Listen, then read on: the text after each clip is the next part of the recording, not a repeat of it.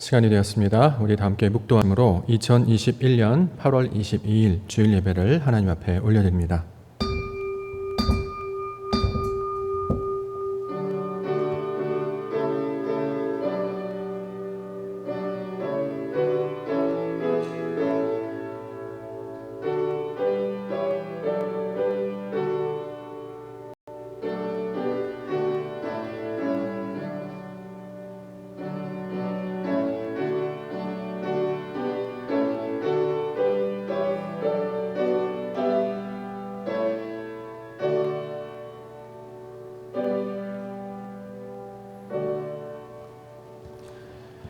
내가 너희에게 이르노니 너희 의가 서기관과 바리새인보다 더 낫지 못하면 결코 천국에 들어가지 못하리라. 아멘.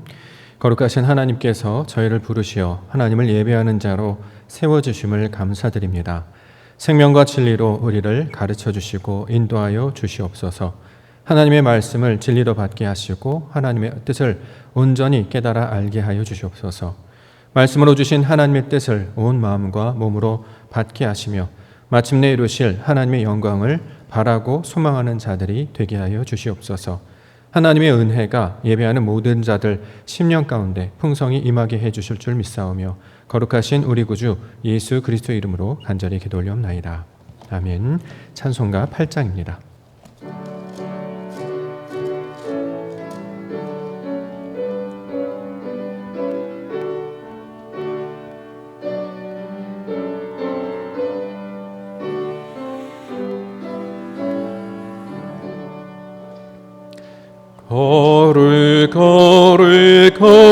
거룩 전능하신 주님, 이른 아침 우리 주를 찬송합니다. 거룩 자비하신 주님, 성삼위일체 우리 주로다. 거룩 주의 보좌 앞에 모든 성도 면류관을 벗어드리네. 천군 천사 모두 주께 굴복하니 영원히 위에 계신 주로다. 거룩 주의 빛난 영광 모든 죄인을 어두워 볼 수 없도다. 거룩하신 위가 주님밖에 없네. 온전히 전능하신 주로다. 거룩 전능하신 주님, 천지 만물 모두 주를 찬송합니다. 거룩 전능하신 주님, 성삼위일체 우리 주로다.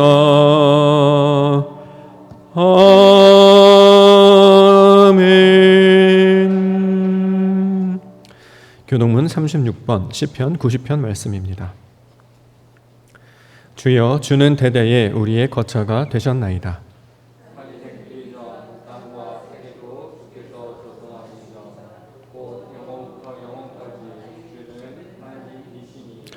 주께서 사람을 티끌로 돌아가게 하시고 말씀하시기를 너희 인생들은 돌아가라 하셨사오니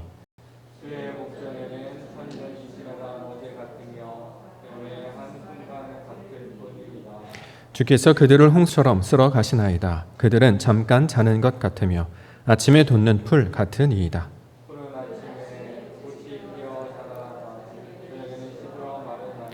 우리는 주의 노에 소멸되며 주의 분내심에 놀라나이다.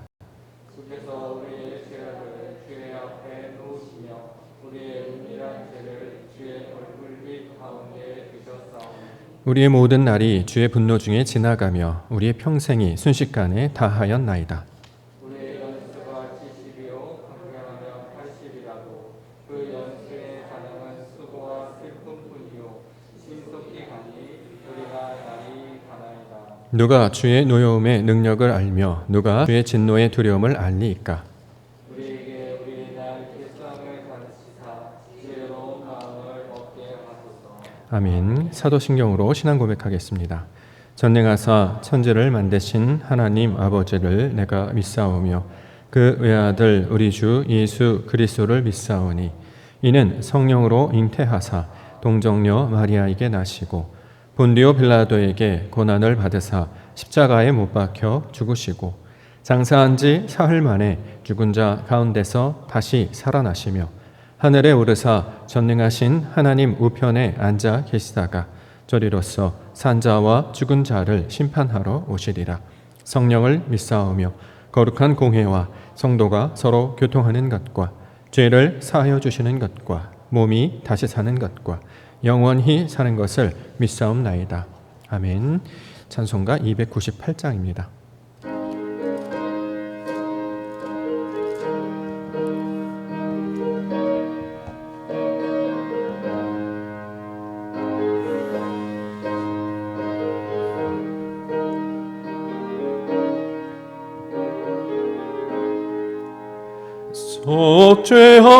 속죄하신 그 새 주를 내가 찬송하리라.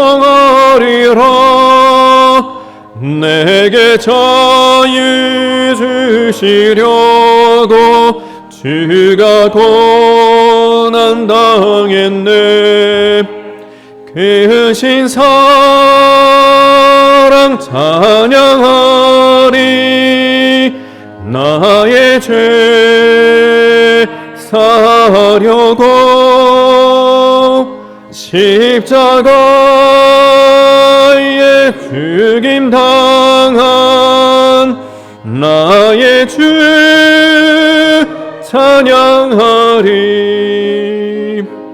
내가 구원받은 증거 기뻐 전파리라. 내 죄 모두 담당하신 주의 사랑 크셔라. 크신 사랑 찬양하리. 나의 죄 사하려고 십자가에 죽임 당한 나의 주 찬양하리. 승리하신 그 새 주를 내가 찬송하리라. 죄와 죽음 지역 권세 주가 모두 이겼네. 크신 사랑 찬양하리. 나의 죄 사하려고 십자가에 죽임 당한 나의 주 찬양하리. 고마우신 그 새 주를 내가 찬송하리라. 죽음에서 생명으로 나를 인도하셨네. 크신 사랑 찬양하리. 나의 죄 사려고 십자가에 죽임당한 나의 주 찬양하리. 김지훈 안수 집사님께서 기도 인도하시겠습니다.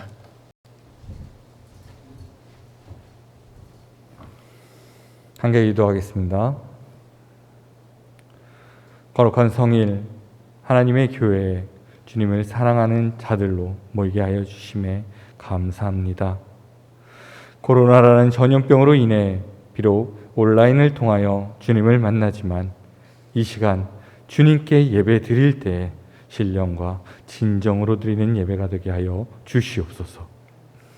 주님의 영광을 위해 창조하신 모든 피조물들이 주님을 찬양하는 가운데 특별히 저희들의 찬양을 받으시기를 기뻐하시는 주님, 이 시간 찬양과 경배를 드리오니 주님 받아주시고 은혜 베풀어 주시옵소서. 주님의 은혜로 날마다 주님과 교제하며 주님의 뜻을 알게 하시며 주님을 통해 위로받고 주님을 닮아가며 주님을 섬기는 자들이 되게 하여 주시옵소서. 이를 통하여 저들 가운데 주님의 향기가 나고 세상을 환하게 비출 빛이 되게 하시며 세상에 소금이 되게 하시고 세상에 전하여지는 주님의 서신이 되게 하여 주시옵소서. 지난 한 주 동안 주님의 뜻을 따라 주님의 증인된 자의 삶을 살았는지 돌아보옵니다. 세상이 질병으로 힘든 가운데 주님의 뜻을 찾기 위하여 노력하였는지, 주님의 뜻 따라 어려운 이웃을 위하여 섬기는 삶을 살았는지 돌아보게 하여 주시고, 힘든 가운데서도 주님이 주시는 은혜의 빛을 따라 두려움 없이 주님을 따르는 자 되게 하여 주시옵소서. 주님이 오신 이 옥토교회 가운데 주님을 향한 찬양이 끊이지 않게 하여 주시며 조대교회의 성도와 같이 말씀을 들으며 서로의 필요에 따라 나누는 교회가 되게 하여 주시옵소서. 비록 전염병으로 인해 한 장소에 모이기 힘들지만 더욱더 함께 돌아보기를 힘써 온라인으로 서로 위로하게 하시며 교회가 세상의 비난을 받는 것이 아니라 솔선수범하여 모범이 되어 세상의 칭송을 받게 하여 주시옵소서. 이를 통하여 주님을 믿는 자들의 수가 더하여 질 수 있도록 하여 주시옵소서. 주님의 사자 목사님을 통하여 전하여지는 주님의 말씀에 아멘으로 화답하며 받게 하여 주시고, 그 말씀을 통하여 우리의 삶 가운데 주님이 주인 되게 하여 주시옵소서.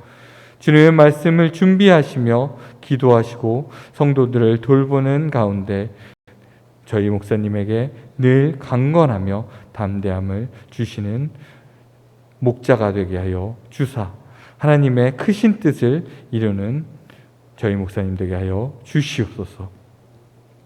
다음 세대를 이뤄갈 어린 영혼들을 위하여 기도하오니 주님 그들 가운데 함께하여 주시옵소서. 어려서부터 주님의 말씀을 들으며 성장하는 삶 가운데 주님의 역사하심을 체험하며 주님을 닮아가게 하여 주시옵소서. 비록 함께 모여 주님을 만날 수 없지만 그들의 가정 가운데서도 주님을 만나게 하여 주시고 말씀으로 기도로 성장하는 영혼이 되게 하여 주시옵소서. 이를 위하여 수고하고 기도하는 저희 선생님들 될 수 있도록 함께하여 주시옵소서. 이 시간 드리는 예배가 주님이 받으시는 예배가 되기를 원하오며 이를 위하여 수고하는 모든 자들의 수고를 주님 아시오니 그를 갚아주고 은혜 내려주시길 간절히 원하옵나이다. 이 모든 말씀 언제나 우리와 함께하여 주시고 우리의 필요를 아시며 채우시고 우리를 치료하여 주시는 독생자 예수 그리스도의 이름 받들어 간절히 기도드리옵나이다. 아멘.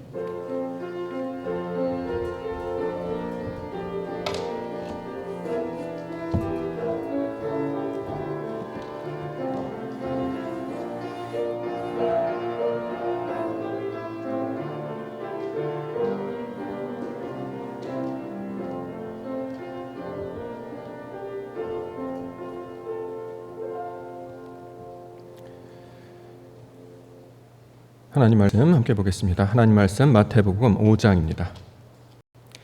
마태복음 5장 7절부터 37절까지 본문 제가 봉독하겠습니다. 또 간음하지 말라 하였다는 것을 너희가 들었으나 나는 너희에게 이르노니 음욕을 품고 여자를 보는 자마다 마음에 이미 간음하였느니라. 만일 내 오른 눈이 너로 실족하게 하거든 빼어 내버리라. 내 백체 중 하나가 없어지고 온몸이 지옥에 던져지지 않는 것이 유익하며 또한 만일 내 오른손이 너로 실족하게 하거든 찍어 내버리라. 내 백체 중 하나가 없어지고 온몸이 지옥에 던져지지 않는 것이 유익하니라.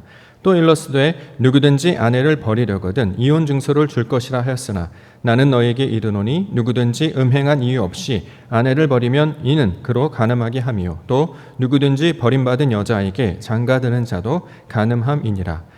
또 옛사람에게 말한 바 헛맹세를 하지 말고 내 맹세한 것을 주께 지키라 하였다는 것을 너희가 들었으나 나는 너희에게 이르노니 도무지 맹세하지 말지니 하늘로도 하지 말라 이는 하나님의 보좌이며 땅으로도 하지 말라 이는 하나님의 발등상이며 예루살렘으로도 하지 말라 이는 큰 임금의 성이며 내 머리로도 하지 말라 이는 내가 한 터럭도 희고 검게 할 수 없음이라. 오직 너희 말은 옳다 옳다 아니라 아니라 하라. 이에서 지난 것은 악으로부터 나느니라.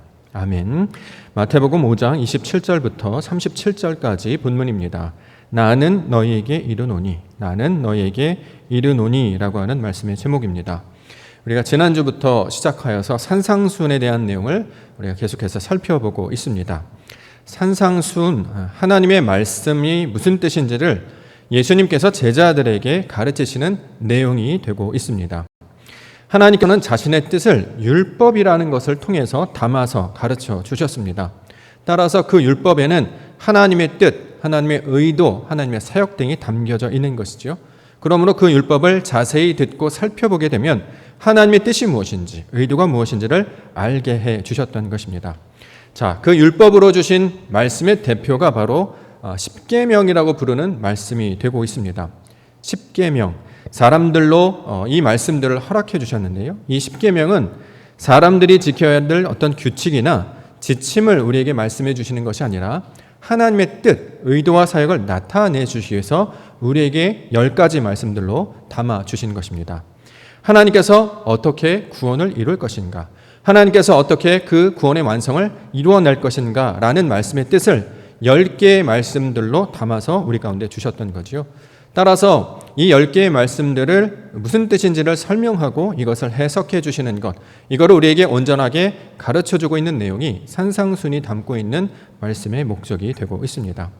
우리가 산상수훈이라고 하는 말씀을 우리가 살펴보기 위해서는 십계명이라는 내용에 대한 어떤 기본적인 틀을 좀 이해하고 있어야 합니다. 우리가 지난주에는 6번째 계명을 살펴보았죠.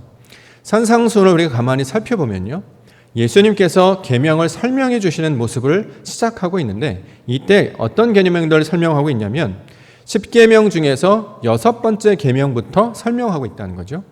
10계명은 크게 10가지 말씀인데 이것을 크게 2개로 구분하기도 합니다. 첫 번째부터 5번째 계명을 하나님에 관한 사랑에 대한 이야기로 설명을 하고 있고 또 6번째부터 10번째는 이웃에 대한 사랑에 관한 이야기로 담아 놓았죠. 자, 이것을 통해서 하나님의 뜻이 무엇인지를 우리 가운데 알려주시는 것입니다. 자, 이 말씀을 우리에게 주신 것은 하나님의 뜻이 무엇인지, 하나님이 어떤 의도를 가지고 있는지를 말씀을 통해 담아주셨어요. 자, 이것을 우리 가운데 가르쳐 주실 때에 바로 예수님께서 그 말씀들을 하나하나 풀어서 설명하고 있는 것이죠. 따라서 이 산상수훈이라고 하는 것은 율법을 어떻게 우리가 이해하고 받아야 할지를 예수님의 관점을 통해서 새롭게 만날 수 있도록 해석해주고 있는 내용입니다. 우리가 다시 한번 이것을 점검해 보기 위해서 우리가 짚고 넘어갈 내용은 무엇이냐면 하나님께서 우리에게 주시는 말씀들 있잖아요. 이걸 율법이라고 이야기하죠. 우리가 이것을 다른 말로 성경이라고 부르기도 합니다. 이 말씀을 우리에게 왜 주시는가 하는 거예요. 왜 이 말씀을 듣게 하시고 왜 이 말씀을 읽게 하시는 거예요. 그 목적이 무엇입니까? 목적은 하나님의 의도와 뜻을 알게 하시는 목적이 있다는 거죠. 계획이나 방침이나 섭리나 모든 내용들이 하나님의 뜻을 나타내고 있는 말입니다. 그런데 이스라엘 백성들은 이것을 어떻게 받아들였냐면 하나님의 뜻이 저런 모양이구나, 저런 뜻이구나, 하나님께서 이렇게 해주시겠구나 라고 그것을 이해하면서 감당하는 것이 아니라 하나님의 뜻은 알지 못하고 그 율법을 마치 규칙처럼 열심히 지키는 것에서만 최선을 다하고 있었다는 거죠. 하나님의 뜻은 알지 못하고 몸으로 그것을 해내면 하나님이 기뻐하실 것이다, 이렇게 오해하고 있었던 것입니다. 따라서 이 내용들을 온전히 알지 못하고 있었기 때문에 예수님께서 오셔서 하나님께서 말씀하신 율법이 어떤 의미인지를 최종적으로 다시 한번 설명해 주시고 가르쳐 주시는 내용입니다. 그래서 예수님이 율법의 완성이요, 율법의 마침이 된다, 이렇게 얘기하는데, 그것은 끝이 났다 이것이 아니라 하나님의 말씀을 온전히 설명해 주심으로 우리 안에 하나님의 뜻을 알려주시는 것, 그 하나님의 뜻을 전해주시는 사역에 관한 내용으로 가르쳐주고 있습니다. 그러므로 이 산상수훈은 하나님의 말씀을 우리 가운데 펼쳐서 알게 하시는 예수님의 의도와 사역에 담겨져 있는 내용이 되는 것이죠. 그러므로 이 말씀을 우리가 이해하고 이 말씀을 토대로 하나님의 말씀을 우리가 어떻게 받고 이해할지 우리 말씀 가운데 나아가는 시간을 갖도록 하겠습니다. 자, 가장 먼저 우리에게 주는 말씀이 이것인데요. 뭐냐면 나는 너희에게 이르노니, 이런 표현들이 계속해서 등장한다는 것이에요. 22절 상반절에 보면 나는 너희에게 이르노니, 이렇게 이제 시작하고 있습니다. 이게 지난주 봤던 말이고, 28절 상반절에도 보면 나는 너희에게 이르노니, 32절에도 나는 너희에게 이르노니, 34절에도 나는 너희에게 이르노니. 자, 이전에 너희가 이렇게 했다라고 하는 말씀을 들었는데 이 말씀이 무슨 뜻이냐면 바로 이런 뜻이야 라는 내용으로 가르쳐 주신 내용이 바로 나는 너에게 이르노니 라고 하는 표현입니다. 원래 하나님의 뜻이 담겨져 있는 말씀이 있었어요. 이게 하나님의 뜻입니다. 하나님의 뜻을 어디에 담아주시냐면 말씀이라는 곳에 담아서 우리에게 들려주시는 거예요. 하나님의 뜻을 보통 아마르라고 이야기하고, 이 하나님의 뜻을 담아 놓으면 이걸 다바르라고 이야기합니다. 우리는 무엇을 경험하냐면 이 다바르를 보고 있는 거예요. 이걸 말씀이라고 하거든요. 민수기라고 할 때 미드바르 우리가 들어봤죠. 자, 그 말씀들을 통해서 뭘 경험하느냐? 하나님의 뜻을 깨닫는 우리에게 도구와 매개로 이 말씀들을 주셨다는 거예요. 그러니까 이 말씀 다바르를 만나면 뭘 깨달아야 되냐? 하나님의 뜻이 무엇인지, 그 아마르라고 하는 원래 하나님이 주셨던 그 의미가 무엇인지를 우리가 알아야 된다는 거죠. 근데 문제는 사람들이 하나님의 말씀을 그 그릇에 담아줬어요. 그러면 그릇에 담았으면 그 내용물이 무엇인지를 열어보고 그것을 꺼내서 먹거나 이것을 입거나 해야 되는 거잖아요. 근데 내용물에는 상관이 없이 그냥 껍데기만 붙들고 있는 상태. 그래서 마치 우리가 보통 그런 표현하죠. 신주단지 모시듯이 하나님이 주신 어떤 상자를 이렇게 곳간에 이렇게 뒤어놓은 것처럼 그렇게 모시듯이 말씀을 대하고 있다는 거예요. 하나님은 그런 말로 저 골방에 뒷가망에 어떤 상자나 종지에 넣어서 이렇게 두고 지키라 주신 것이 아니고 그 안에 담겨있는 내용을 살펴보아서 그것을 먹고 마심으로 하나님의 뜻을 아는 자로 살게 하는 것으로 우리 가운데 주셨습니다. 자, 그 이야기를 하신 분이 바로 예수님이셨다는 거예요. 예수님은 지금 나는 너희에게 이르노니 이렇게 표현하고 있는데요. 이거를 이제 히브리어로 보게 되면 예수님이 말한 것은 아마르라고 표현이 있습니다. 예전에 이제 이것을 로고스하고 레마라고 이제 설명을 드린 적이 있었거든요. 로고스는 뭐냐면 담겨둔 말씀. 근데 그 안에 예수님의 진리의 뜻을 가지고 있는 걸 레마라고 이야기했는데 이 레마가 곧 아마르와 똑같은 뜻이거든요. 예수님은 말씀으로 주신 뜻이 무엇이냐면 바로 하나님의 뜻이 이런 것이야라고 우리 가운데 가르쳐 주신 분이십니다. 이것을 우리에게 설명해 주시기 위해서 산상수훈의 말씀을 주셨다라는 것입니다. 자, 가장 먼저 이것을 토대로 우리가 이해해 볼 수 있는 구절들이 이것입니다. 우리가 계속 지지난주 우리가 새벽 예배를 통해서 신명기에 담겨져 있는 십계명 말씀을 살펴봤는데요. 십계명 말씀을 만나면 가장 먼저 우리가 만나는 구절이 뭐냐면 뭐뭐하지 말라라는 거예요. 자, 이 뭐뭐하지 말라. 예를 들어서 너는 나 외에 다른 신을 내게 두지 말라. 우상을 섬기지 말라. 망령되이 일컫지 말라. 살인하지 말라. 뭐뭐하지 말라 이렇게 들어요. 우리가 그 뭐뭐하지 말라라고 들으면 이것을 우리가 받는 개념으로 하면 뭐뭐하지 말라라고 했기 때문에 이것은 금지하시는 거구나. 우리에게 이것을 지키라고 주신 명령이구나. 그렇기 때문에 이것을 만약에 어기게 되면 벌을 받게 되니까 하나님께서 정죄하시고 혼내실 것이니까 이걸 잘 지켜야 되겠네 이렇게 생각한다는 거죠. 이게 사람들이 가지고 있는 속성이었다는 거예요. 그런데 예수님께서 이것을 말씀을 가르쳐 주시는데 나는 너희에게 이르노니 라고 하셨던 것은 무엇이냐면 그것을 땅의 개념이나 사람의 생각으로 해석하지 말고 하나님의 뜻이 담겨져 있는 말씀으로 이해해야 한다라고 주시는 말이다라는 거죠. 그러면 뭐뭐하지 말라는 무슨 뜻입니까? 우리에게 금지하는 것이 아니고요. 하나님께서 그렇게 우리를 만들어 가시겠다라고 하는 하나님의 의도, 계획을 말씀하시는 구절입니다. 그렇기 때문에 이것을 적용해서 살펴본다고 하면 너는 나 외에 다른 신을 내게 두지 말라라고 하는 것. 우리는 그러한 능력이 없어요. 우리는 우상을 섬길 수밖에 없습니다. 우리는 본성적으로 이 일들을 감당할 수 있는 능력과 힘이 없다는 거죠. 하지 못하는 사람한테, 지킬 수 없는 능력이 없는 사람한테 그거 하지 말라고 하면 그것은 온전한 방법이 되지 못하겠죠. 하나님이 주신 뭐뭐 하지 말라라고 하는 것은 내가 너를 그러한 존재로 만들 것이다 라고 하는 계획으로 우리 가운데 주셨다라는 것입니다. 이것을 땅의 생각으로 생각하지 않고 하나님의 뜻으로 이해하는 내용, 이것을 설명하고 있는 것이죠. 자, 예를 들어볼까요? 지난주에 하나님께서 우리에게 주셨습니다. 살인하지 말라. 왜냐하면 우리는 자꾸 살인하는 쪽으로 갈 수밖에 없다는 거예요. 그런데 하나님의 계획은 무엇이냐? 너희가 그러한 계획으로 사는 자밖에 되지 못하지만 내가 너희가 살인하지 않게 하는 존재로 만들 거야 라고 주신 말씀이 하나님의 말씀이 된다라는 것입니다. 자, 그렇기 때문에 우리에게 오늘 주시는 말씀, 간음하지 말라. 그러면 우리가 간음하지 않는 존재가 되겠다라는 것이고, 헛된 맹세를 하지 말라. 너희가 헛된 맹세를 하지 않는 존재를 만들 것이다 라고 하는 하나님의 의도를 담은 내용이 된다라는 거죠. 자, 그러면 이것을 가지고 이제 어떻게 해석을 하면요. 오늘 본문에 보면 예수님께서 산상수훈에서 이 10계명 중에 계명들을 설명하고 있는데 특별히 6번째 계명부터 설명하고 있다는 거예요. 자, 그러면 왜 예수님은 첫 번째부터 5번째까지 설명을 하고 그 다음에 6번째부터 10번째까지 설명하면 이게 무슨 뜻인지 알겠는데 첫 번째부터 5번째는 얘기를 안 하고 6번째 살인하지 말라라는 것부터 출발해서 마지막 구절들을 설명하고 있다는 거죠. 왜 그렇게 하실까라는 것입니다. 왜냐하면 성경에서 말하는 아까 우리에게 첫 번째부터 5번째 계명이 뜻하고 있는 주제가 뭡니까? 하나님을 사랑하는 것으로 이해하고 있죠. 6번째부터 10번째 계명의 주제가 무엇입니까? 이웃을 사랑하는 개념으로 우리가 알고 있었어요. 자, 이것은 이 땅의 개념이죠. 하나님께서 우리에게 말씀을 주셨어요. 그럼 우리를 그걸 가지고 뭘 해야 됩니까? 하나님을 사랑하는 존재가 됩니까? 아니요. 그런 뜻으로 주는 것이 아니고요. 우리가 하나님을 사랑하는 존재가 되는 것이 아니라 하나님께서 우리를 사랑하는 내용을 가르쳐 주시는 거예요. 첫 번째부터 5번째 계명을 우리에게 주신 것은 우리로 그렇게 할 수 있다는 게 아니라 하나님의 의도와 사역을 우리 가운데 가르쳐 주시는 내용이 된다는 거죠. 자, 첫 번째부터 5번째 계명은 하나님께서 우리를 사랑하시는 내용이에요. 근데 우리는 어떻게 알고 있습니까? 우리가 하나님을 사랑하는 방법이 이런 거야 라고 알고 있었다는 거잖아요. 근데 본질적으로 본성적으로 사람은 그렇게 할 수 없다는, 죄인일 수밖에 없다는 것을 우리가 깨닫고 알고 있었습니다. 따라서 첫 번째부터 5번째 계명은 하나님이 이루실 의도와 사역을 말씀하고 있다는 거죠. 그러면 6번째부터 10번째 내용이 무엇이었어요? 우리는 여태까지 이웃을 사랑하는 것으로 알고 있었습니다. 우리가 이웃을 사랑할 능력이 있습니까? 사람은 본성적으로 이기적으로 태어납니다. 자기밖에 몰라요. 다른 사람을 사랑하는 것은 나중에 후천적으로 교육을 받거나 가르침을 받아서 나오는 행동들이죠. 처음부터 본래적으로 생리적으로 인간은 자기밖에 알 수밖에 없는 존재로 태어나게 된다라는 것입니다. 그리고 죽을 때까지 이건 변하지 않아요. 그렇기 때문에 우리가 다른 사람을 사랑하다라고 말씀을 주신 것은 감당하지 못할 것을 요청하시는 것이기 때문에 우리에게 이것이 규율이고 율법밖에 되지 못한다는 거죠.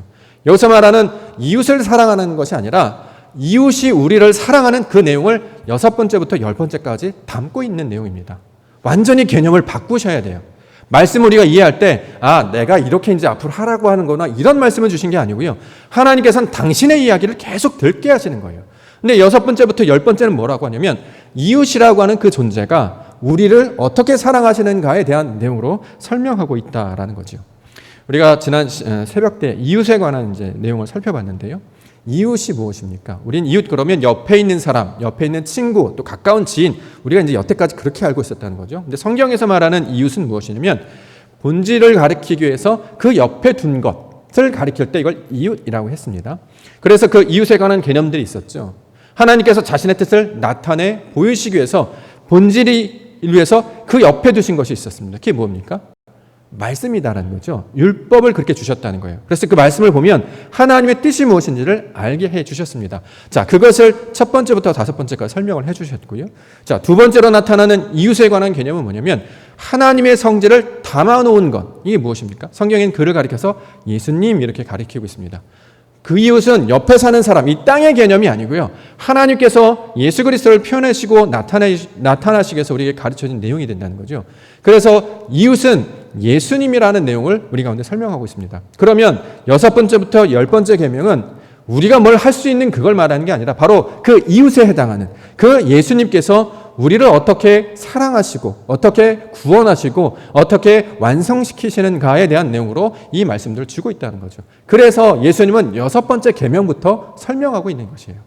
10번째부터 첫 번째부터 10번째 계명은 다 하나님의 약속에 관한 내용이었습니다. 그 중에 5개는 하나님에 관한 사역의 내용이었고 두 번째는 예수님에 관한 사역으로 우리 가운데 보여주고 있다라는 거죠. 그러므로 10계명은 우리가 감당할 규칙이 아니라는 거예요. 우리가 여태까지 10계명 중에 하나 어기면 큰일 난다고 생각했어요. 안식일을 범하거나 다른 것을 큰일 나거나 그러면 하나님께서 우리를 벌을 주신다고 생각했어요. 그래서 이것을 안 하려고 굉장히 열심히 노력하고 이것을 어떻게 하면 잘 지킬까 막 여러 가지 분석도 하고 노력도 하고 또 서로 간에 통제도 하고 규칙과 방침을 만들어서 여러 가지 것들로 지키려고 했었다는 거죠. 그런데 지키려고 하면 지키려고 할수록 더더욱 하지 못한다는 걸 알게 됐어요. 알고 보니까 하나님께 뜻에서 멀어지고 있었다는 거예요. 하나님께서 이것을 우리에게 지키라고 주신 것이 아니고 하나님이 우리에게 어떻게 구원을 이루시는가, 하나님께서 우리를 어떻게 그렇게 하지 않는 존재로 하나님을 닮은 존재로 만드실 것인가에 관한 구원과 우리를 살게 하시는 의도의 내용으로 우리 가운데 가르쳐주고 있다는 거죠. 그러므로 우리가 말씀을 대할 때 하나님의 뜻을 만날 때 어떻게 이해해야 되느냐, 내가 그것을 하는 게 아니라 하나님이 그렇게 하실 거라는 거예요. 왜 이 말씀을 자꾸 듣게 하시냐면 우리 마음 가운데 그 말씀을 보면 소망의 마음, 갈망의 마음, 기도의 마음을 품게 하시는 것입니다. 우리가 여태까지는 내 뜻, 내 욕망, 내 의지대로 살았잖아요. 그런데 말씀을 듣게 됩니다. 우리에게 말씀을 주신 것은 그 하나님의 나라를 바라는 자가 되게 하시려는 하나님의 목적이 된다는 거죠. 신앙은, 성경에서 말하는 영생은 우리가 어떤 특별한 존재가 되는 것을 가리키고 있는 말이 아니었어요. 우리에게 힘이 있어서 어떤 어려움을 이기거나 어떤 험난한 것을 헤쳐나가 이런 것이 아니라 하나님의 뜻이 땅에 이루어지는 것처럼 하나님의 그 온전하심이 내 안에 이루어지는 것이 신앙의 목적이었다는 거죠. 그래서 하나님께서 성경의 말씀을 통해서 항상 말씀하시는 것은 가장 먼저 우리에게 필요한 것이 무엇이냐? 듣는 것이 중요한 것이다. 계속 반복해서 이야기하신다는 거죠. 신앙은 듣는 것이래요. 말씀을 순종하는 것이래요. 왜 그러냐면 그것을 보고 그것을 깨닫게 되면 원하게 되고 소망하게 되고 그것을 마음 가운데 품게 되어서 마침내 하나님의 원하는 모습으로 우리가 갖춰지게 될 것이다. 이것을 바라고 원하시는 것이 하나님의 온전한 뜻이 되고 있다는 거죠. 10계명, 말씀은 바로 그러한 뜻이다라는 것을 설명해 주고 있는 내용입니다. 여태까지 내 스스로 감당했던 것, 여태까지 이 땅의 개념으로 생각했던 것, 모든 것들을 뒤집어 엎어서 하나님이 우리에게 베푸실 것으로 우리가 이것을 받고 나갈 때 이것이 우리를 인도할 하나님의 구원의 계획이 되는 줄 믿습니다. 사람이 변해야 되지 않겠습니까? 우리의 생각이 달라져야 되지 않겠습니까? 사람이 성장하지 않겠습니까? 스스로는 감당할 수 없다는 거죠. 성경 오직 하나님만이 이 일을 하신다라고 이야기를 하셨어요.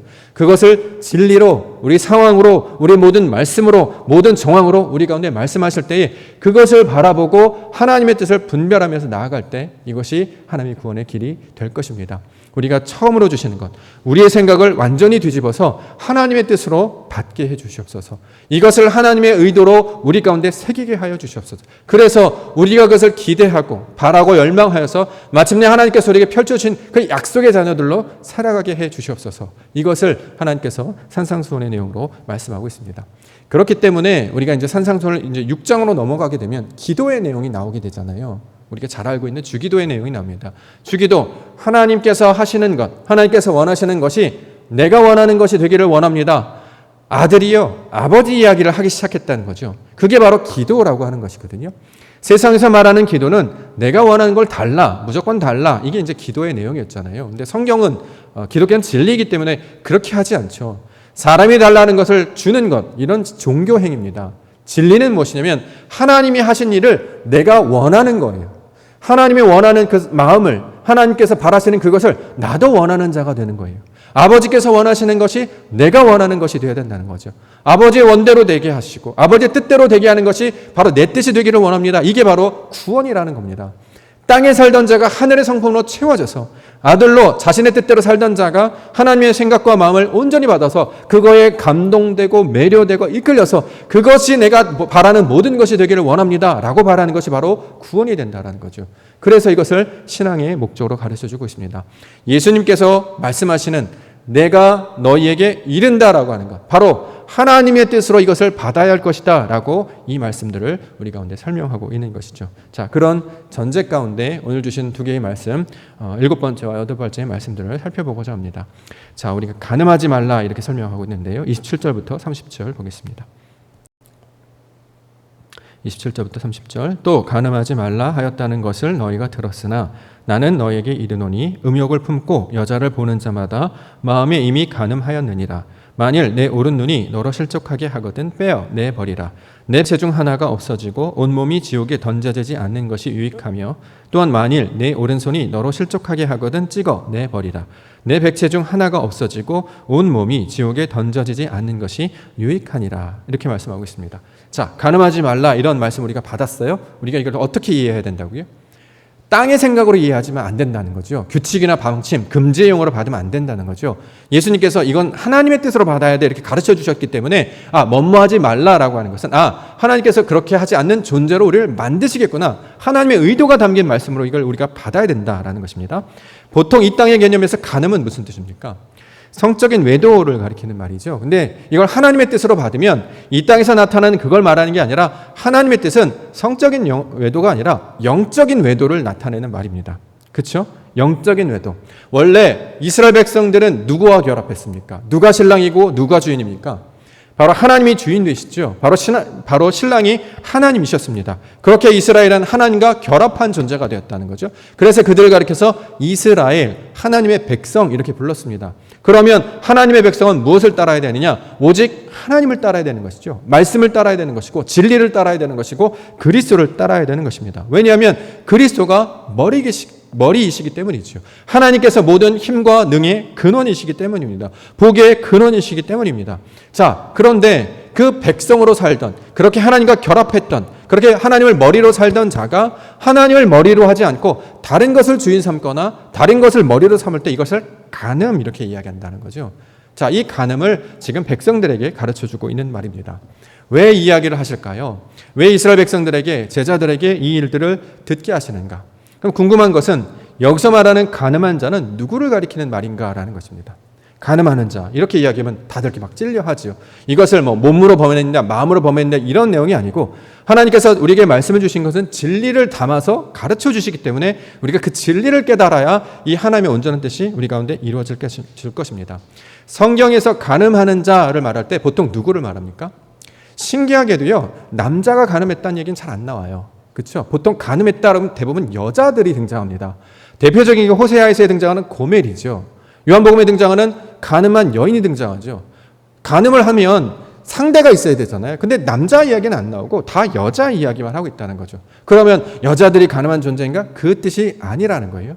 성경에서 간음을 이해하려면 성경에서 말하는 남자와 여자의 개념을 알아야 이 간음의 의미가 무엇인지를 알게 됩니다. 성경에서 남자는 말씀을 가지고 전하는 자를 가리켜서 남자라고 하고 이 말씀을 받아서 간직하는 자를 여자라고 표현한다고 했습니다. 그래서 성경에서 이 말씀을 받는 자에 해당하는 사람들을 백성, 이스라엘이라고 부른다는 거죠. 이스라엘 백성이 곧 여자의 내용으로 가르치고 있는 상징적인 의미가 되고 있습니다. 그러면 호세아에서 등장했던 간음했던 여인 고멜은 누구를 가리키는 말이냐면 이스라엘을 가리키고 있는 말이죠. 요한복음에 등장했던 음행한 여인, 간음한 여인은 어떤 특별한 특자 여자가 가면 그 얘기를 하는 것이 아니라 이스라엘이 하나님과 결합했는데 하나님을 주인 삼지 않고 그를 머리 삼지 않고 다른 것들을 머리 삼더라라는 말을 지금 우리에게 가르쳐 주시려고 이 말씀을 하고 있는 것입니다. 자, 호세아서에 등장하는 고멜은 어떻습니까? 원래 하나님이 호세아가 남편이었죠. 근데 그 남편을 따르지 않고 자꾸 이방 족속을 향해 나아갑니다. 나중에 그 고멜은 버림받게 되지요. 그래서 완전히 비천한 신사가 되었습니다. 그럼에도 불구하고 다시 찾아가서 그를 신부로 맞아 회복시켜주는 사람이 누굽니까? 호세아라는 거예요. 구원이라는 거죠. 예수라는 거예요. 바로 그것을 가리켜주고 있는 말이다라는 거죠. 간음한 여인도 마찬가지입니다. 요한복음 8장 11절 보면 대답하되 주여 없나이다. 예수께서 이르시되 나도 너를 정죄하지 아니하노니 가서 다시는 죄를 범하지 말라 하시니라. 우리의 죄를 용서하시고 우리를 구원하시는 분은 누구시냐? 예수님이라는 거예요. 유대인들과 모든 사람들은 그 음행한 여인을 잡아다가 벌하려고 했습니다. 근데 알고 보니까 너희들 중 죄 없는 자가 돌려 치라. 알고 보니까 이 이야기가 누구냐면 자신들의 이야기였다라는 거예요. 그렇기 때문에 이 간음의 내용은 이스라엘 백성들이 하나님을 따르지 않는 형태, 이스라엘 백성들이 하나님을 주인 삼지 못하는 그런 상태를 나타내고 보여주심으로 이 문제를 해결해 주시는 분이 누구냐? 예수님이라는 것을 강조하는 말씀으로 우리 가운데 주셨다라는 거죠.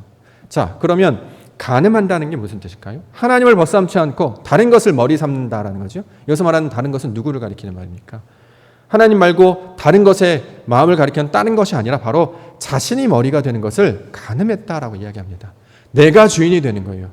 하나님과 겹쳐서 그 마른 나뭇가지가 뿌리에 접붙여서 살면 뿌리에 의존해서 살아야 되는데 가지가 내 멋대로 살겠다라고 떨어져 나가겠다라는 거죠.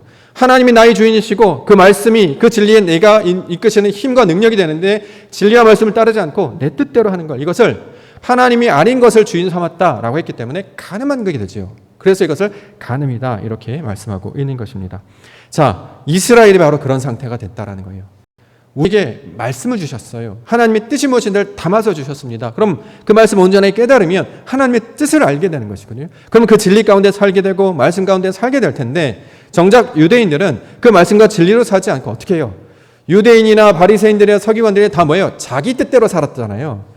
말씀을 가지고만 왔지 하나님의 이름을 이용하기만 했지 뜻을 이룬 게 아니었습니다. 만약에 온전히 하나님의 뜻을 알았다면 예수 그리스도를 받을 수 있었겠죠. 그런데 그들은 예수를 거절했습니다. 왜요?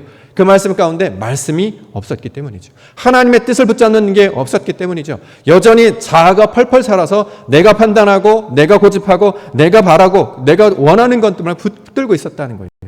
자, 이것을 간음한 내용으로 지금 설명하고 있습니다. 자기 자신을 머리 삼고 있기 때문에 절대로 변화될 수 없는 그런 모습을, 유대인의 모습을 이 이야기를 통해서 지금 말씀하고 있다는 거죠. 신기하게도요, 사람은 우리 마음 가운데서 자꾸 벗어나라고 이야기하는데 실제로 우리가 사람을 경험해 보면 잘 벗어나지지 않잖아요. 위가 찾아오는 것이 무엇이냐면 믿음을 잘 갔다가, 그쵸? 예수님을 보고 잘 가다가 바다를 보면 물에 빠지는 것과 똑같아요. 어느 정도 신앙이 딱 오르면 그 신앙의 뜻과 틀 가운데서 하나님의 뜻을 쫓아야 되는데 거기서 뭐예요? 역시 자신의 생각이 발동하게 된다는 거죠. 유대인들과 이스라엘은 어떻게 해요? 간음할 수밖에 없는 자들이다라는 것을 사실은 율법을 통해서 가르쳐 주시는 거죠. 이건 우리가 스스로 극복할 수 없습니다. 그렇기 때문에 하나님의 은혜가 필요하다라는 것입니다. 왜 그러면 사람들은 간음할 수밖에 없느냐? 여전히 이생의 자랑과 안목의 정욕과 나의 생각 가운데 붙잡혀 있었기 때문이죠. 여전히 내가 펄펄 살아서 살아있기 때문에 하나님의 말씀을 거절하는 자들이 되었다는 것입니다. 그래서 우리와 똑같이 우리에게 찾아오셔서 우리와 결합하시고 대신 죽어버리시는 분이 있다는 거예요. 그분이 바로 예수님이시다라는 거죠. 내 자아가 죽는 거예요. 내가 죽게 되는 거죠. 나를 부인하고 십자가를 따르고 붙잡고 주를 따르게 만드심으로 더 이상 간음하지 않는 존재가 만드시는 이야기를 예수님의 이야기를 통해서 지금 이야기하고 있습니다. 자, 오늘 본문에 보면 이혼 증서에 관한 이야기도 하는데요. 사람이 아내를 버리려고 이혼 증서를 써준다. 이제 이것을 이용한다라는 거잖아요. 남편이 마음에 안 들면 아내를 이혼할 수 있다라는 겁니다. 그래서 이혼 증서를 써주기만 하면 언제든지 남자들은 새로운 사람에게 장가갈 수 있었다라고 얘기해요. 이게 이제 사람들의 모습이다라는 거죠. 사람들은 언제든지 자기 목적을 위해서 그런 것들쯤은 쉽게 해버리는 것이다. 결혼이라는 의미, 하나님의 뜻은 우리가 다 잊어버리고 자신의 유익을 위해서 자신의 말을 바꾸고 자신의 모양을 통해서 세상의 율법을 그렇게 자신의 뜻대로 유용하는 자들을 가리키고 있는 말이다라는 거죠. 사람들은 그렇게 쉽게 버리거나 이용할지 모르지만 그 예수님, 진정한 신랑, 참 주인으로 오신 그분은 우리를 결코 버리지 않으신다. 지금 그 이야기를 우리 말씀 가운데 하고 있다라는 것입니다.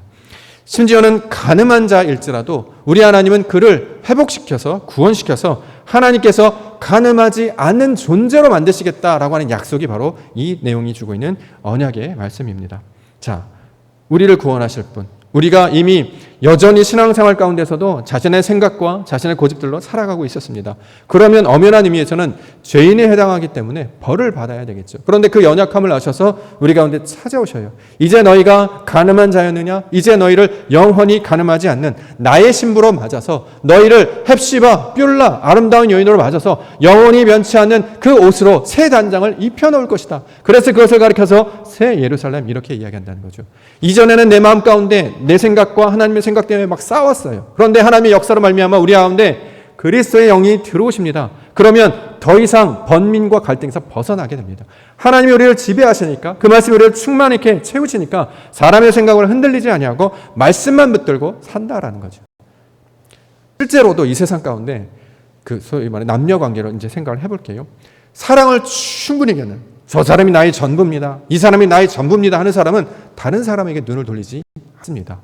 뭔가 부족한 게 있거나 또는 다른 목적 때문에 가능한 사건들이 벌어지잖아요. 그런데 이렇게 세상 가운데서도 충만하고 충족한 상태에 있을 때 다른 것에 눈을 돌리지 않는 것처럼 하나님께서 우리 가운데 찾아오셔서 그의 완전하심과 충만함으로 우리를 채우시면 더 이상 너희는 가늠한 자가 되지 않게 될 것이다. 그래서 진정한 남편을 얻게 될 것이어서 과부가 되지도 않게 될 것이다 약속하고 있는 말씀이 바로 이 7번째 말씀을 주신 하나님의 언약의 말씀이 된다라는 것입니다. 그 말씀을 들으면 이것이 우리에게 복음의 소식이 되겠죠. 어려움 가운데 있어서 늘 다른 것을 찾거나 그 욕망의 앞에 아직도 붙잡혀 있어서 저것이 더 낫나? 저것이 더 난가? 그런 생각들 하지 않습니까? 물질이 좀 더 생기면 그 내 뜻대로 좀 해서 이게 좀 되면 이렇게 좀 잘 될 것 같은데 그런 마음과 유혹을 받게 된다는 거죠.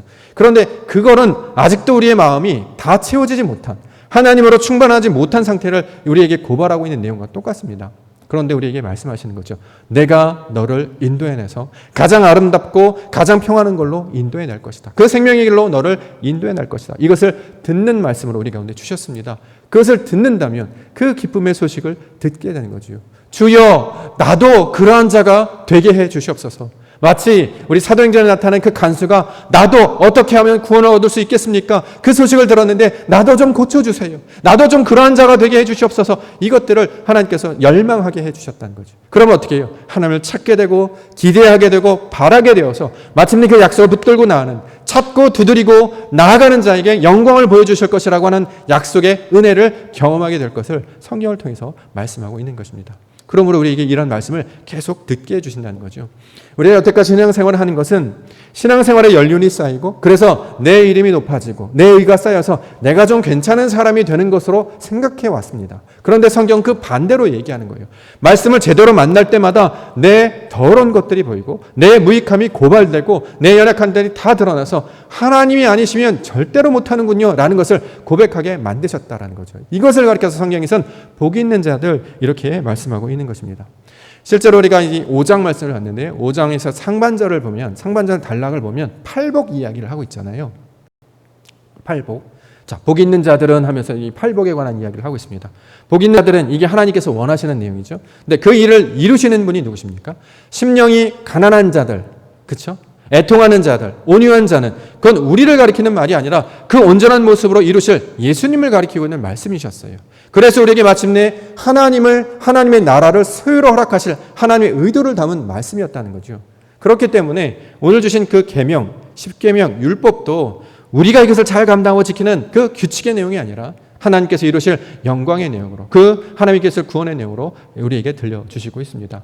그래서 이 말씀을 온전히 듣고 받는 자들은 우리 마음 가운데 어떤 마음이 되면 소망하는 마음이 들게 된다는 거예요. 맞아요, 하나님. 내가 그렇게 가늠할 수밖에 없는 자입니다. 여직도 하나님의 최고라고 이야기하면서 아직도 시선이 딴 데로 돌아가는 거예요. 최고의 남편, 최고의 부인을 봤어도 다른 것을 보면서 이렇게 눈을 돌리는 사람과 똑같다라는 거죠. 그러면 한심하지 않습니까? 거울을 보는 자신, 그 추함이 드러나는 순간을 진리를 통해서 깨닫게 해주셨다라는 거예요. 자, 이제 그 연약한 자 있었느냐? 이제 내가 예수 그리스도의 능력을 통해서 너희를 온전케 할 것이다. 이 약속의 말씀 붙들고 살아가시는 우리 믿음의 성도들 되기를 원합니다. 그 다음에 주시는 말씀, 맹세하지 말라 내용입니다. 33절부터. 또 옛사람에게 말한 바 헛맹세를 하지 말고 내 맹세한 것을 주께 지키라 하였다는 것을 너희가 들었으나 나는 너희에게 이르노니 도무지 맹세하지 말지니 하늘로도 하지 말라 이는 하나님의 보좌이며 땅으로도 하지 말라 이는 하나님의 발등상이며 예루살렘으로도 하지 말라 이는 큰 임금의 성임이요 내 머리로도 하지 말라 이는 내가 한 터럭도 희고 검게 할 수 없음이라 오직 너희 말은 옳다 옳다 아니라 아니라 하라 이에 지난 것은 악으로부터 나느니라. 자, 옳다 옳다라는 말부터 볼까요? 옳다 옳다라는 말은 무슨 뜻이냐면 예스 예스 이런 말이 아니고요. 세워지다 세워지다 이런 뜻이에요. 하나님께서 세우실 것입니다 라는 말입니다. 그러면 여기다 아니다 아니다라는 말도 우리가 무슨 뜻인지 배웠죠. 뭔 말 알라라는 게 아니라 하나님께서 그렇게 하실 거다라는 거예요. 그럼 우리의 말씀 가운데 어떤 걸 기대합니까? 하나님께서는 그렇게 우리를 세우실 겁니다. 우리를 만드실 거예요. 그렇게 할 것입니다 라는 소망의 말이 입 가운데 터져 나오게 된다는 거죠. 옳다 아니다를 판단하는 게 아니라 하나님이 이루실 것은 모든 것이 합력하여 뭐예요? 선을 이루실 것입니다라는 고백이 우리 가운데 터져 나오게 하신다. 이 이야기를 지금 설명하고 있는 것입니다. 옛사람에게 말한 바 맹세 헛맹세하지 말라 이렇게 얘기합니다. 맹세가 무엇입니까? 하나님께 다짐하는 것이잖아요. 약속이었어요. 그런데 살아보니까 우리가 약속하거나 다짐한다고 해서 이대로 되지 않는다는 걸 우리가 깨닫습니다. 연약한 사람들의 모습을 이 말씀 그대로 우리 가운데 드러내주고 있는 말씀이기도 합니다. 자, 이것이 우리가 문자적으로 해석하면 이런 의미로 받아들일 수 있고요. 이걸 이제 진리적으로 관점을 해석해 보면 맹세라는 것이 무슨 뜻을 갖고 있냐면 하나님의 형상대로 이루어지는 것을 가지고 있는 단어가 맹세랍니다. 쉐비라는 일곱이라는 단어를 가지고 있거든요. 우리가 창세기 1장에서 첫째 날부터 일곱째 날까지 내용을 봤잖아요. 일곱째 날 무엇이 됐어요? 안식하게 되었죠. 모든 것들이 완성되었어요. 그때 하나님께서 그것을 안식 이렇게 얘기하셨는데 그때 사용한 단어가 바로 7이라는 숫자인데 그것은 무슨 뜻이냐면 다 이루어졌다 이런 뜻이에요. 하나님이 원하시는 그 내용과 모양이 내 안에 다 이루어졌다. 이것을 가리키는 말이죠. 이것을 맹세라는 말로 지금 번역을 하고 있습니다. 우리가 생각하고 있는 내용과 전혀 다른 내용이죠. 내가 그렇게 하겠습니다. 약속하겠습니다. 맹세하겠습니다. 이런 말을 우리에게 원하시는 것이 아니라 하나님이 주신 뜻이 내 안에 그대로 이루어지는 것. 주께서 주신 말씀으로 내 안에 온전히 채워지는 것. 이것이 맹세라는 거예요. 그런데 헛맹세, 온전하게 이루어지지 않았다라는 뜻이 되겠죠. 하나님의 진리의 말씀을 가르쳐 주셨는데 다 깨닫지 못했어요. 이제 그렇게 하지 않을 것이다. 너희가 비어있는 상태로 내버려두지 않게 할 것이다. 이 내용으로 지금 설명하고 있는 것입니다. 십계명의 내용을 지금 산상수훈의 내용을 우리가 십계명과 연결해서 설명하고 있잖아요. 해석하고 있습니다. 자, 이것을 8번째 계명인 도둑질하지 말라라는 걸로 우리가 이것을 비교해 볼 수 있겠죠. 성경에서 도둑질하지 말라 이것은 무슨 뜻이었습니까? 도둑질하지 말라라는 것은 남의 것을 빼앗다 이런 뜻이 아니라 하나님의 것, 진리가 아닌 것으로 내 안을 채우지 말라라는 거예요. 하나님이 우리에게 말씀을 가르쳐 주셨어요. 그럼 어떻게 해요? 진리로 깨달아야 되죠. 하나님의 뜻을 깨달아야 돼요. 근데 하나님의 뜻은 깨닫지 못하고 자신의 것으로 엉뚱한 것으로 채우는 걸 가지고 도둑질하는 것이다 이렇게 얘기하는 거죠. 자, 왜요? 지식이 없기 때문에 하나님의 뜻을 알지 못하기 때문에 그러한 존재였다라는 거예요. 그런데 마침내 하나님께서 아버지 뜻이 바로 이것이구나라는 것을 알게 해주셔서 바로 우리가 진리로 충만한 자를 만들게 하시겠다라고 지금 이야기해 주셨습니다. 여태까지는 말씀을 알았으나 속이 채워지지 않았어요. 그래서 껍데기로 외식하는 모양으로 그렇게 열매도 맺지 못한 상태로 살고 있었다는 거죠. 그런데 하나님 뭐라고 말씀하십니까? 그렇게 하지 않게 하시겠다라고 좀 약속해 주시는 거예요. 그래서 하나님의 형상, 하나님의 모양대로 온전히 만들어 채워지시겠다라는 거예요. 그래서 이전에는 하나님께서 뭔가를 보여주시면 우리는 제일 먼저 무슨 말부터 나가면 아니야 라는 말부터 나갔어요. 이게 사람의 본성이죠. 무언가 설명 안 하면 가장 먼저 판단하기 시작합니다. 맞다 그러다 이렇게 생각하지 않고 무조건 아니다 또는 싫다 부정적인 의도들이 나갔다는 거죠.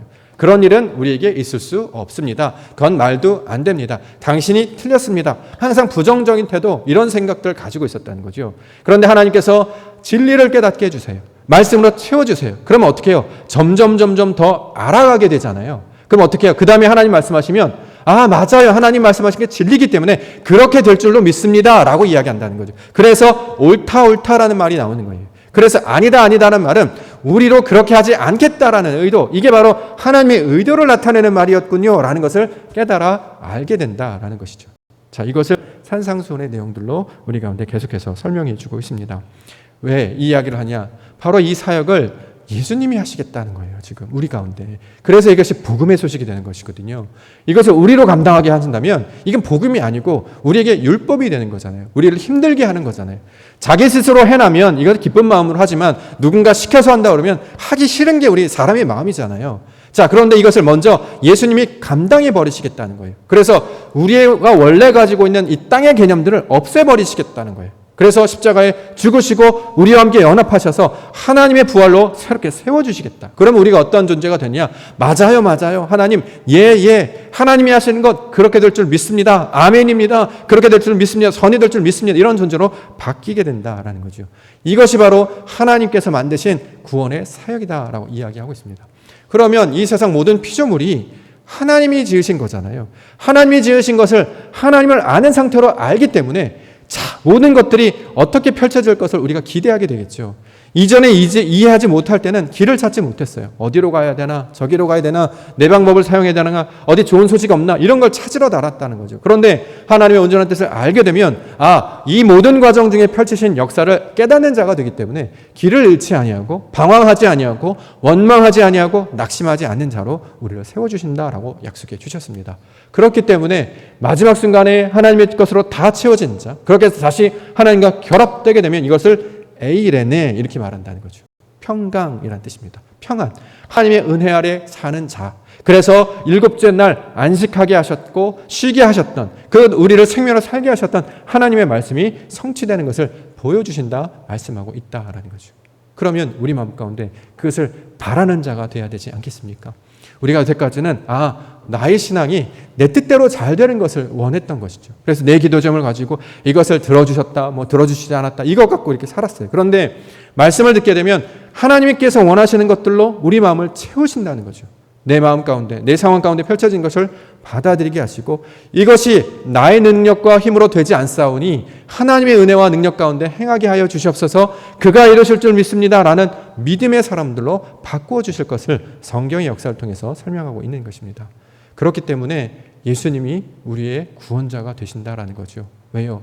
멍에를 같이 매는 소처럼 우리와 함께 멍에를 매시고 그가 이끌고 가시는 거예요. 그러니까 우리는 어떻게 하냐? 그에게 딱 달라붙어 있어야 된다는 거죠. 내 의지대로 하려고 하지 말고요. 그를 쫓고 소개하며 나아가야 됩니다. 잊지 마십시오. 우리의 머리는, 우리의 주인은 바로 예수 그리스도십니다. 하나님의 진리십니다. 하나님의 말씀입니다. 그 말씀을 온전하게 붙들어야 생명의 길로 가는 것이지. 그렇게 않게 되면 생명을 붙들지 않게 되는 자는 다 부끄러움을 당하고 수치를 경험하게 된다는 거죠. 그러한 자들로 우리를 이 땅 가운데 보내신 것이 아닙니다. 평안과 기쁨과 안식과 소망과 하나님께 주신 그 영광을 바라봄으로 소망으로 살게 하시는 그 하나님의 뜻, 이것들을 붙잡고 소망 가운데 기도하며 나아가시는 우리 성도님들 되기를 원합니다. 옥토교회를 향하신 하나님의 거룩한 뜻이 있는 줄 믿습니다. 자, 60주년을 맞이해서 우리가 행사를 치르려고 했는데요. 또 코로나 때문에 이게 연기됐습니다. 그러나 이것을 제 시간에 감당하지 못한다고 해서 하나님의 뜻이 사라지는 것이 아니잖아요. 그러니까 우리가 긴 호흡을 통해서 하나님께서 우리 교회를 통해서 말씀하신 뜻이 무엇인가? 왜 이런 상황을 우리 가운데 펼쳐주시는가? 내가 그럼 감당해야 할 것은 무엇인가? 우리에게 주신 것은 무엇인가? 이것을 살펴볼 때에 하나님의 영광에 그 은혜가 무엇인지를 아는 자로 세워주실 줄 믿습니다. 이것을 발견케 하시는 것. 세상은 발견하지 못하지만 우리만이 하나님의 말씀을 가진 자들은 발견할 수 있는 그 소망, 그 기쁨, 그 진리, 이것들을 붙들고 살아갈 때에 이것이 바로 빛의 자녀들이고 의의 자녀들인 줄 믿습니다. 이것들 붙들고 살아가시는 우리 믿음의 한 주가 되시기를 주님의 이름으로 간절히 축원합니다. 기도하겠습니다. 아버지 하나님, 그렇습니다. 하나님께서 우리에게 말씀을 주신 것은 우리에게 무엇을 명령하거나 무엇을 하라고 그렇게 요청하신 것이 아니었습니다. 하나님의 것을 바라게 하셔 주셨습니다. 사람이 감당하지 못할 것들 우리 하나님이 하실 것이다 약속해 주셨습니다. 그 하나님이 하시는 것은 바로 우리의 마음이 변하는 것이었습니다.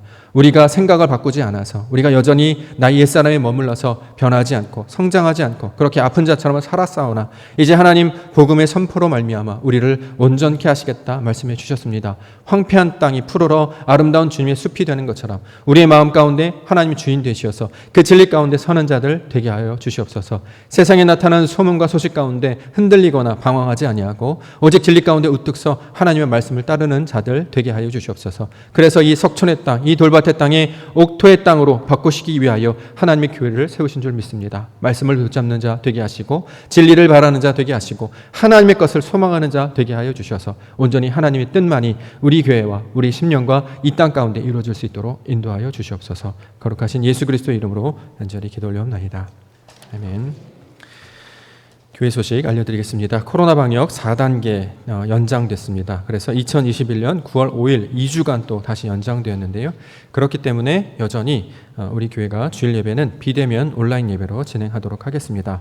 주일 예배는 온라인으로 진행을 합니다만 다른 예배, 새벽 예배, 수요 예배, 금요 기도회는 대면 예배로 본당에서 진행합니다. 총 인원의 10%는 예배에 참석할 수 있다라고 이야기를 했고 19명까지 예배에 참석할 수 있습니다. 새벽 예배, 수요예배, 금요기도에는 작은 숫자들이 모이기 때문에 편안한 마음으로 찾아오셔서 예배에 참석하실 수 있습니다.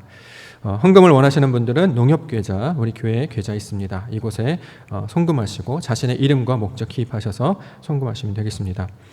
옥독의 60주년 기념 행사는 코로나 관계로 인해서 10월 달로 잠정 연기하겠습니다.